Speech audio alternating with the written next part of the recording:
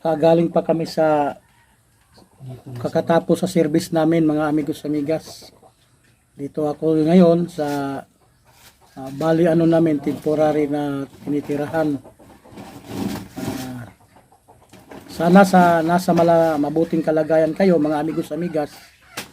At sana nakapagsimba rin kayo sa araw na ito. Sana nasa mabuting kalagayan kayo, mga amigos amigas. By the grace of God, ako nakasimba na ako kanina sa first service namin sa umaga.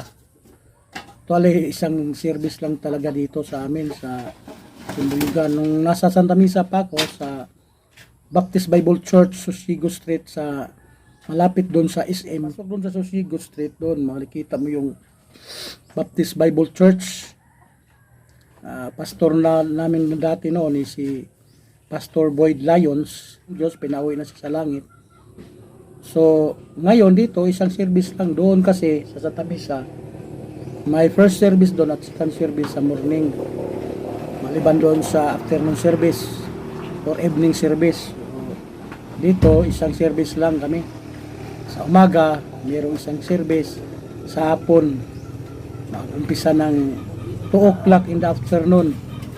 So, salamat. Thanks God for the word of God na narinig namin.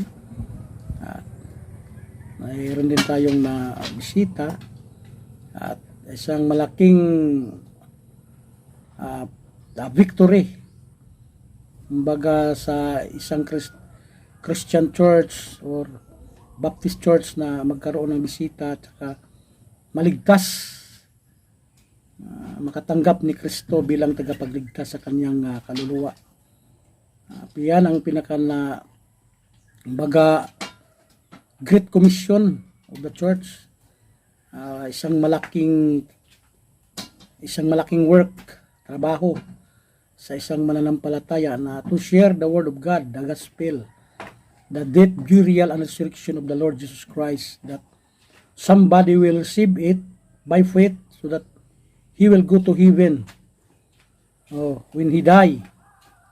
Because salvation is today, when we are alive in this world, we can repent of our sin and we can receive Jesus Christ, our personal Savior, as in the Bible says in John 1:12, but as many as receive Him, to them give He power to become the sons of God, even to them that believe on His name.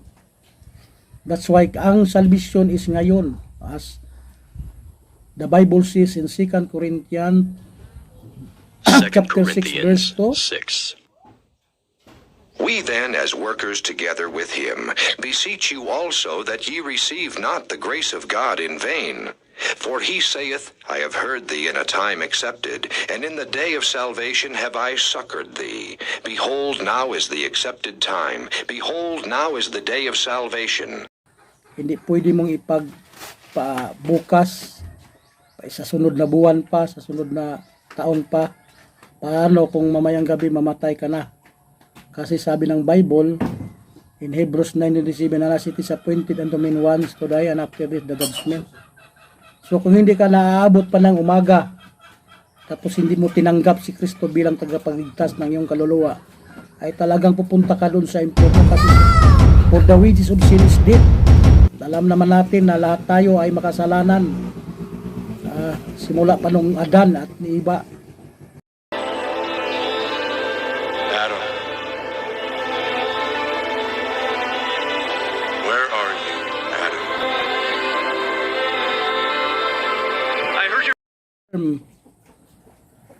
We are blessed because of one man, Jesus Christ, our Lord, who died on the cross. Maniniwala lang sa kanyang ginawa doon sa cross of Calvary, ay hindi ka na pupunta doon sa impyerno. Ay talagang pupunta ka na doon sa langit. If you receive Jesus Christ as your personal Savior and Lord of your life, then you will go to heaven. When you die, you will go to heaven. That's what the Bible says. For God so loved the world, that he gave his only begotten Son, that whosoever believeth in him should not perish, but have everlasting Spirits means life. hindi ka na pupunta doon sa impyerno. Everlasting life is pupunta ka doon sa langit na may buhay na walang hanggan. Kasama mo ang ating Panginoong Diyos, Jesus Christ. Diba? Kaya, habang may panahon pa, habang naririnig mo pa ang salita ng Diyos, habang matatanggap mo pa si Kristo bilang iyong tagapagligtas, ito ngayon ang panahon. At remember, you cannot save by money, religion, or anyone else. Kung sino pa mang mga pangalan na pinagdadasalan mo, hindi ka maliligtas noon. Only by the name of Jesus Christ, you will be saved. Kaya, tanggapin mo si Kristo sa pananampalataya. Huwag mo nang dagdagan pa ang magandang gawain mo. Kasi yung mga magandang gawa natin, our good works is like a filthy rags, as what the Bible says in Isaiah 64. Verse 6. Lahat ng magagandang gawain natin ay sa harap ng Panginoon ay is a filthy rags. Kaya, huwag mong salihan pa ng magandang gawa, good works. Huwag mo nang, do not add good works. Faith plus good works, no. It is only a faith on the Lord Jesus Christ. Pananampalataya kay Kristo. Tanggapin mo siya na iyong tagapagligtas. Iyon ay talagang maliligtas ka. O pagdating ng panahon,